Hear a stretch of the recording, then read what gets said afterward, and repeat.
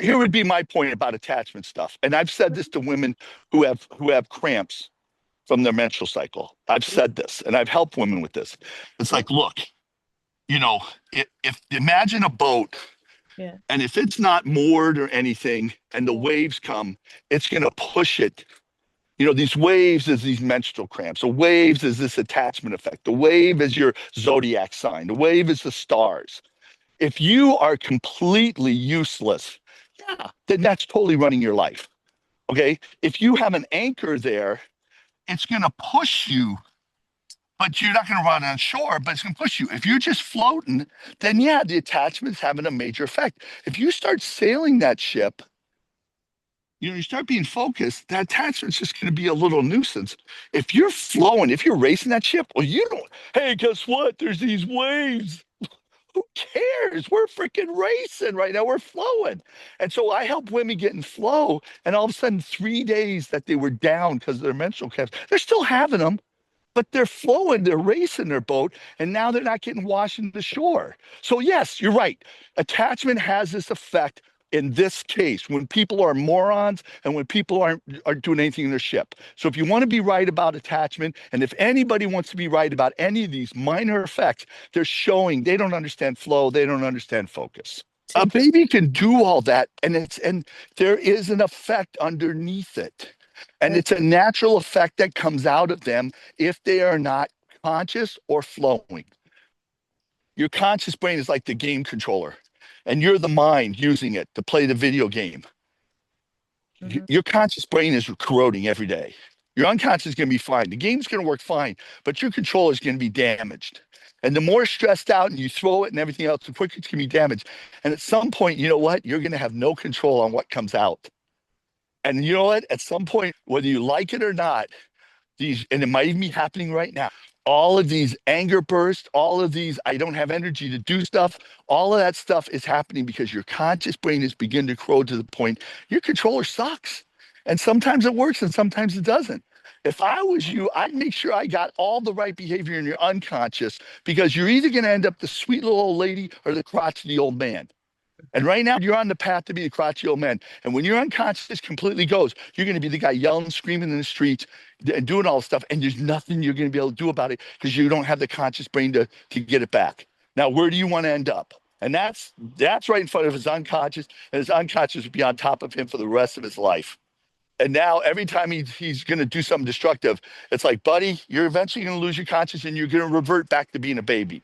The baby has no control.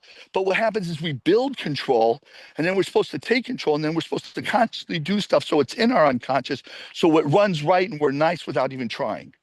So I want to go back to the rewiring of 0 to 3 and children being separated from their mother. If we're talking about kids who get zero touch, because in humans, there's a biological process that depends words and touch, affirming and carrying words of touch. And that causes the hormone to be released that causes you to gain weight and everything. When you have a kid and they put the kid, like at 6 months or 9 months, they put the kid on the growth scale and they go, your kid is the 60th percentile for weight. Mm-hmm.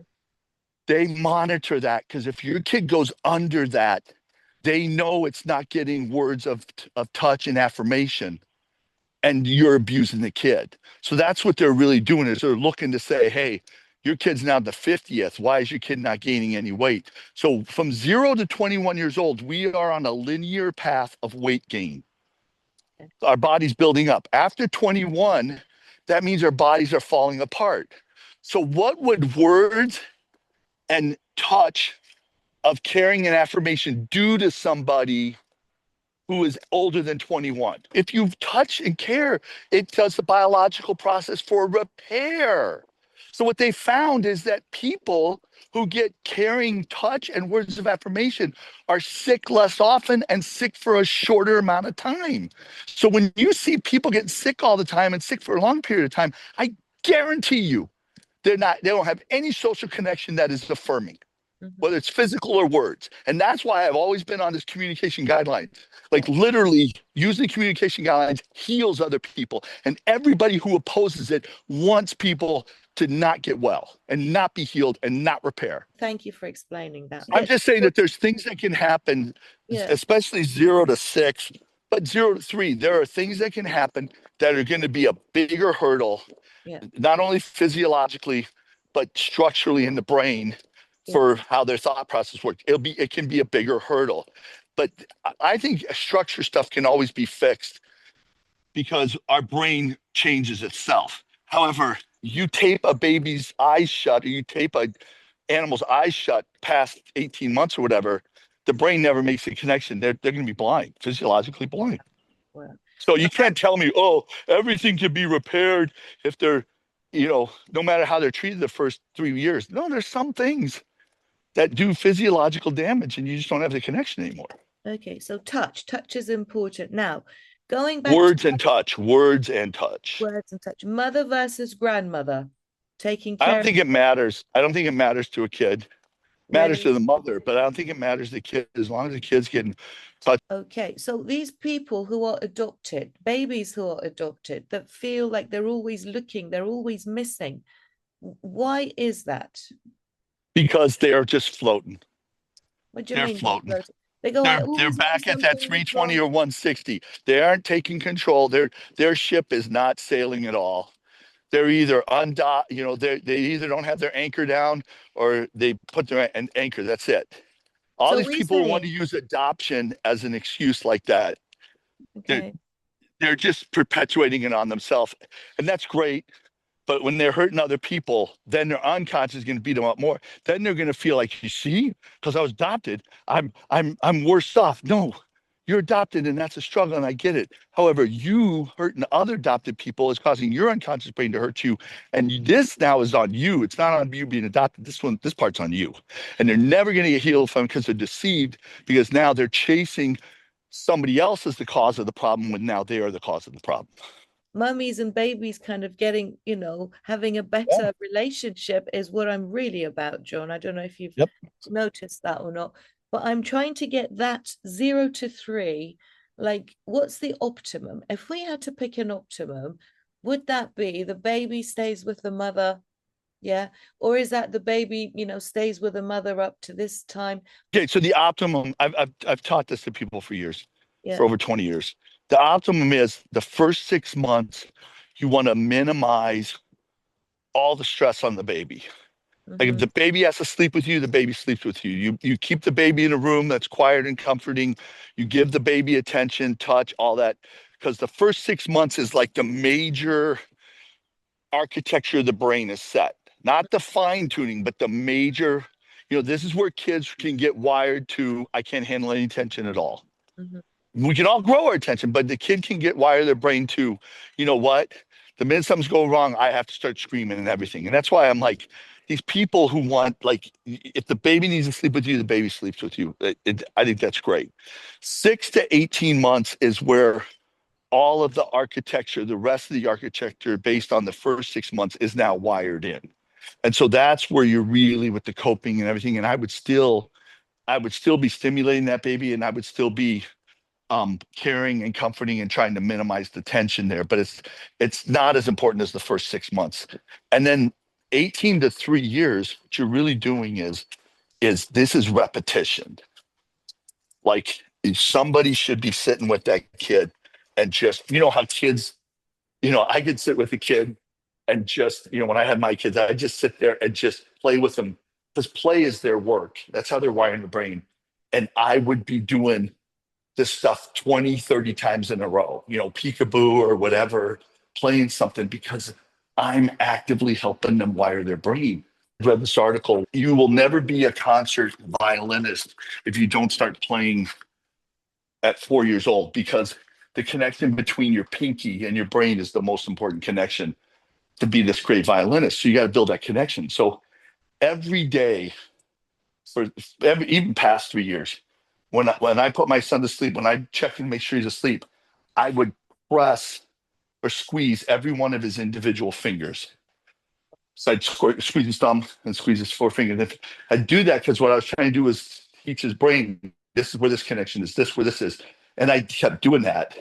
Well, he didn't become a pianist, but when he was like, I think he was 5, he was I think it was 5. He had a wireless controller and he was playing Super Mario Melee with a bunch of boys who were Eagle Scouts because we went to an Eagle Scout ceremony. And he was wiping them out. Everybody's like, "How is this 5-year-old?" And it's because he all his fingers. I'm like, well, but he didn't become a musician. So, but there are things like that you can do. You, that 18 months to a year, or 3 years is repetition, and that's where you just see it. Like you want somebody just sitting there and just repeating it, repeating it, repeating it, because the goal isn't for you. The goal is I'm trying to help this kid build this connection into his brain, and you only build it by repetition. Okay, so that's up to 3. And then you're teaching them. Then they're mirroring you, and that's the part where everybody I think really screws up. Well, Whatever they do, they're going to copy they that. need to be okay with their kids doing that. And the biggest thing that wrecks parents and the reason they freak out and start losing their minds and even hating their kids is their own unconscious is killing them because they're going, and the teachers do this in school. How can you be mad at this kid for not doing this assignment when we had you do an assignment, in this training and you didn't do it? How can you do that? You can't. And now you're gonna get depressed. And that's what happens to these parents is they start having they want their kids to act a certain way, but they don't act that way. And so now they're confusing the kid. The kid's like, look, my unconscious says this is what you do. And you're trying to against my conscious to do the different thing. But now you're screwing me up, mom, dad, because I'm seeing two different things here. And now my brain is all over the place. And now I'm going to start acting out. Oh, no, my kid's acting out. Yeah, guess what? And I always say the number one thing you can do, 80% of your kids' issues are coming from your marriage. That's what I tell all these parents. If you want to help your kid, the first thing to do is fix your marriage. Your So, kid is vibing your marriage. If your marriage is stressful, the kid is your kid's starting to stress. And now I don't know how you're going to get the kid to be happy if the marriage isn't happy. Number one step. okay, number 1 step. So then after this point, the child picked up on whatever behavior. So I guess they're moving more and more away from their own uniqueness, correct? Yep. And they're Yep. mimicking the parents, which is why you like to help the children. We have another class called Steve's Garage that we have kids sit through, and it's really to learn how not to become a fourth grader. At 10 years old is when all these kids learn to bully. 9 years old, they're great kids. And they want to, a 9-year old is motivated intrinsically inside by achieving some reward. If you say to the kids, hey, got a candy bar, what's the capital of this country? And they guess and they're wrong, they'll guess again. At 10, they're extrinsically motivated to avoid a punishment. They lose all their creativity at 10 because they're like, look, I don't want to look like an idiot. So none of them will answer the question. Doesn't matter what you offer them. It's not worth it. Because if I get it wrong, everybody in class knows I'm wrong and I don't want to be wrong. So we have a whole thing that helps these kids stay creative and positive and work with other kids and don't become a 10-year-old. Basically, stay at 9. We should have all stayed at 9-year-old and been positive. Is this the effect of school, getting them sort of punishing them with the red marks, or does this happen to every 10-year-old, John? It happens to every 10-year-old because what happens, there was a great book called Superheroes in the Doll Corner. And this is a 40-year-old book, but this woman who was a kindergarten teacher decided that, she was going to teach her kindergarten class different. She was going to have, you know, stereotypes, male and female. She wasn't going to do any of that. And she documented her entire year being in charge of her class. And what she found out was your kids are getting socialized by other kids. Me as the teacher can only do so much. But when some kid walks in and walks up to a boy and says, hey, come here in the kitchen, we're gonna play. I'm the mommy, you're the daddy, and you just came home drunk. Where'd that kid? And I've talked to kindergarten and first grade teachers like they're like, oh man, if the parents knew what I knew about them, they would all be embarrassed. Because your kids, at kindergarten walk into school and play out everything that's going on at home. And so those teachers know everything that's going on in the house So by because 10 the years kids are old, playing it out with other kids. so it's learned behavior basically, Yep. suddenly all coming to the Well, they're fore. trying to sort it out. That's what I'm saying is you start telling your kid to do one thing and you do the opposite. Your kid's trying to sort it out. So they'll go and say, look at, I want to figure this out. You come home drunk and I'm the mom Am I going to be nice to you? Or am I going to be mean to you? Because my mom said to be nice to you, but she was mean to daddy last night. And so I want to try it out. Let me see what I end up doing. Okay. So now it's experimentation to see what will Yeah. come around them. Okay, that's Yeah. interesting. Well, thank you, John, for your Thank time. you. Great talking.